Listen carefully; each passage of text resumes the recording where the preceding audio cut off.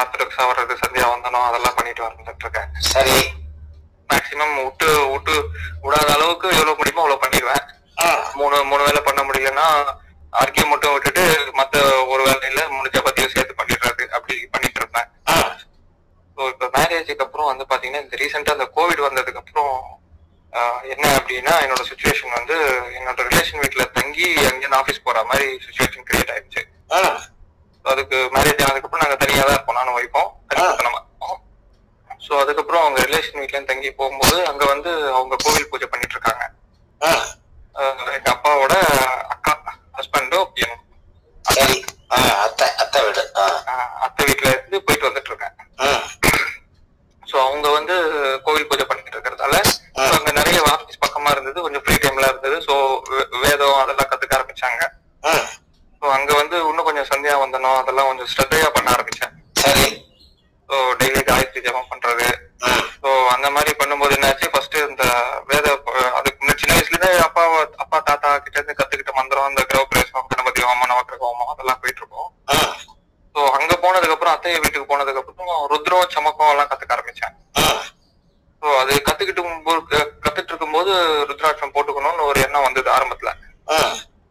So ருத்ராட்சம் தாத்தா அது ஒரு ருத்ராட்சம் இருந்தது வீட்டுல. ஸோ வீட்டுக்கு மேக்சிமம் வந்துட்டு போவேன். ஸோ வந்துட்டு ருத்ராட்சம் எடுத்துட்டு போயிட்டு மறுபடியும் சந்தியாவந்தனம் பண்ணிட்டு இருந்தேன்.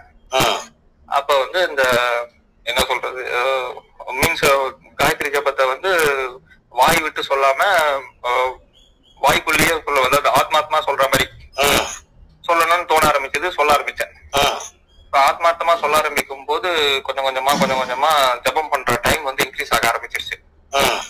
பட் அது எனக்கு வந்து ரியலைஸ் ஆகல. எங்க அத்தை எல்லாம் சொல்லுவாங்க, நீ ஜபம் பண்ண உட்காந்தா ஒரு 2 மணி நேரம் ஆகுது, 1.5 மணி நேரம் ஆகுது, அப்படி என்ன ஜபம் பண்றீங்கன்னு சொல்லி எல்லாரும் கேட்க ஆரம்பிச்சிட்டாங்க அத்தை வீட்டுல. அது எனக்கு ரியலைஸே ஆகல, நான் ரொம்ப நேரம் பண்ற மாதிரி எனக்கு தோணல. அதுக்கப்புறம் அந்த தோஷம் போட்டு கொஞ்சம் ஒரு 3 நாள் 4 நாள் இருக்கும் ஜபம் பண்ண ஆரம்பிச்சுட்டே இருந்தேன். அதுக்கப்புறம் இந்த சிவனோட ரூபம் வந்து தெரிய ஆரம்பிச்சது. அது அந்த முதல் வாட்டி அது மாதிரி தெரிஞ்சது. அதாவது சிவன் வந்து உட்கார்ந்துட்டு இருக்க மாதிரி ரைட் ஹேண்ட்ல வந்து ரைட் ஹேண்ட் கை ஆசீர்வாதம் பண்ற மாதிரியும், லெஃப்ட் ஹேண்ட் கையில கமண்டலம் வச்சு உட்கார்ந்து இருக்க மாதிரியும், அந்த ரைட் ஹேண்ட் கைக்கு பின்னாடி திருசூலம் வந்து நிக்கிற மாதிரியும் இருந்தது. ஸோ அந்த தெரிஞ்சதுக்கு அப்புறம் எனக்கு வந்து ஃபர்தரா கண்டினியூ பண்ணணும்ன்றது ஒரு எண்ணம் மேற்கொண்டு ஜாஸ்தி ஆச்சு.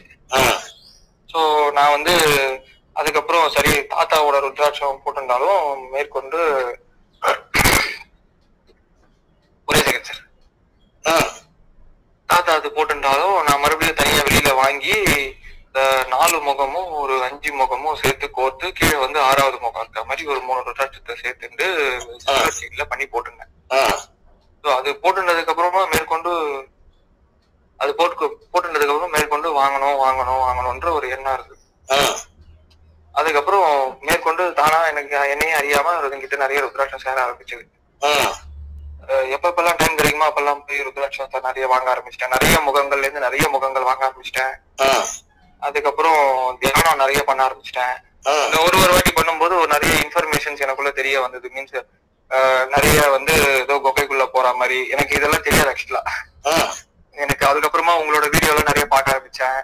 நிறைய வந்து இந்த ஈஷா யோகா எல்லாம் என்னென்ன வீடியோ கிடைக்குமோ எல்லாத்தையும் பார்க்க ஆரம்பிச்சிட்டேன். அந்த ஆன்மீக சம்பந்தமா நிறைய சமாச்சாரங்கள் தெரிய வந்தது. நம்ம வாழ்க்கையோட வந்து பர்பஸ் என்னன்றது தெரிய வந்தது. மீன்ஸ் நம்ம வந்து எல்லாரும் மாதிரியே பிறக்கிறது இறக்கிறது வாழறது இல்லாம நம்ம வந்து முடிஞ்ச வரைக்கும் சுவாமியை நினைச்சு தியானம் பண்ணி முக்தி அடையறதுக்கு ட்ரை பண்ணணும்ன்றதெல்லாம் தோணிட்டு, இந்த பைசா மேல அதெல்லாம் இன்ட்ரெஸ்ட் எல்லாம் ஒண்ணுமே இல்லாம போயிடுது. செலவுக்கு இருக்கிற வரைக்கும் தேவையான அளவுக்கு பைசா இருக்கா ஓகே, மனசுக்கு நிம்மதியா இருக்கிற மாதிரி இருக்கா அப்படி ஓகே. இதுல எனக்கு இன்னும் வந்து விடாம இருக்கிறது, இன்னும் தியானம் பண்ணிட்டு இருக்கேன், இன்னும் சந்தியாவந்தனம் பண்ணிட்டு இருக்கேன்.